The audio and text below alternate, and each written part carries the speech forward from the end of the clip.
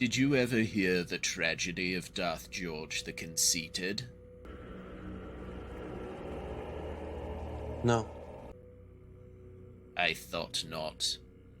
It's not a story Hollywood would tell you. It's a fandom legend. Darth George was first known to the world as a Hollywood director. He created a movie that he originally meant to be an easy cash grab. It was a cynical mashup of everything that worked in terms of telling a good story. Darth George could not have known how well it would resonate with audiences.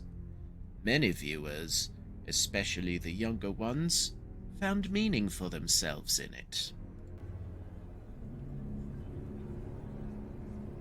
He could actually save people from death. Of the soul, yes.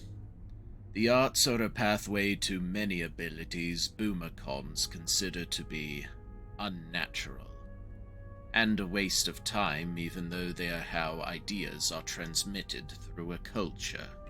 What happened to him?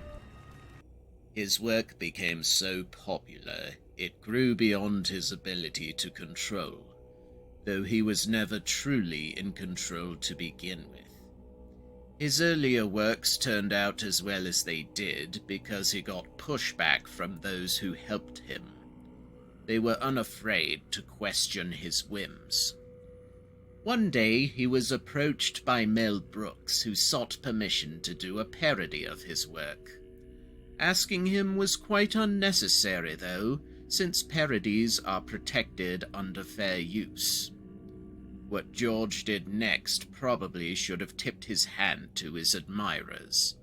He not only granted permission for the parody, he invited Brooks to use his studio, but on one condition. Brooks was not to sell any action figures to go along with the parody. Brooks accepted the condition because he had not planned on selling action figures, though he did make an amusing homage to that exchange in his movie. Come, walk this way, take a look. We put the picture's name on everything. Merchandising, merchandising, where the real money from the movie is made.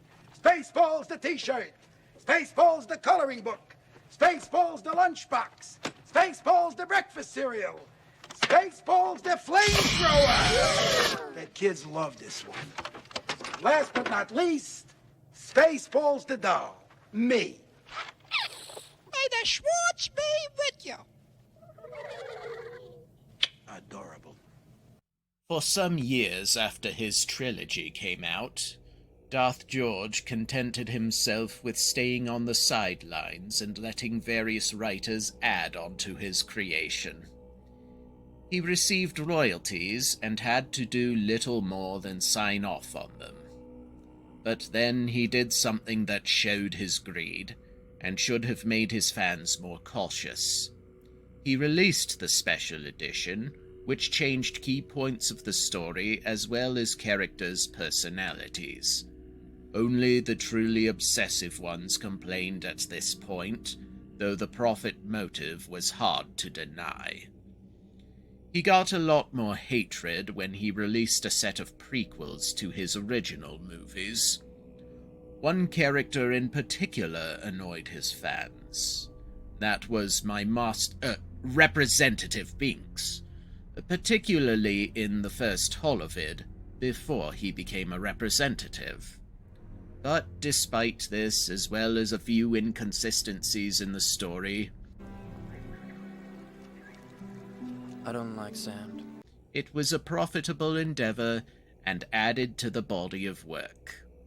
But profitable as it was, Darth George was only too human and could not endure the backlash from a loud minority of his fans. So he washed his hands of the whole affair, and still driven by a profit motive above his art, he gave the rights to a company known for deep bowdlerization, Disney, who paid quite a tidy sum for them.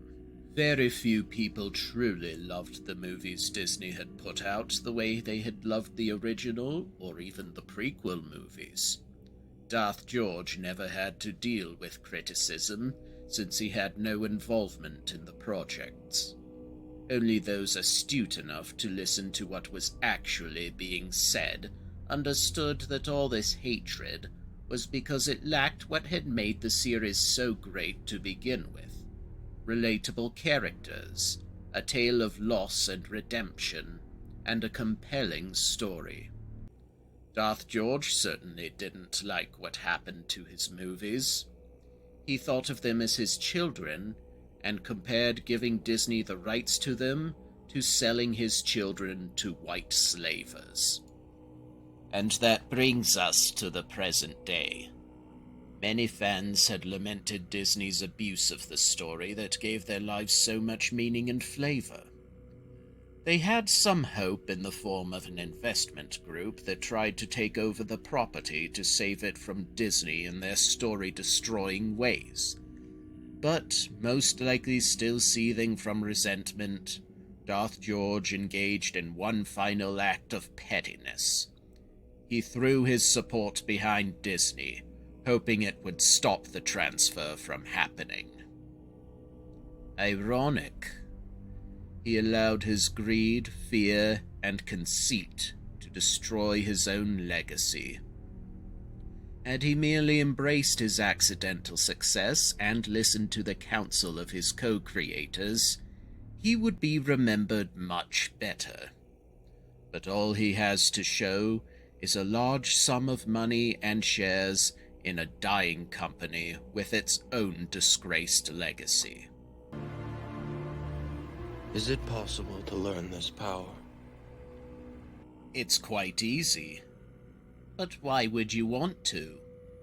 Unless you have no interest in creating something enduring.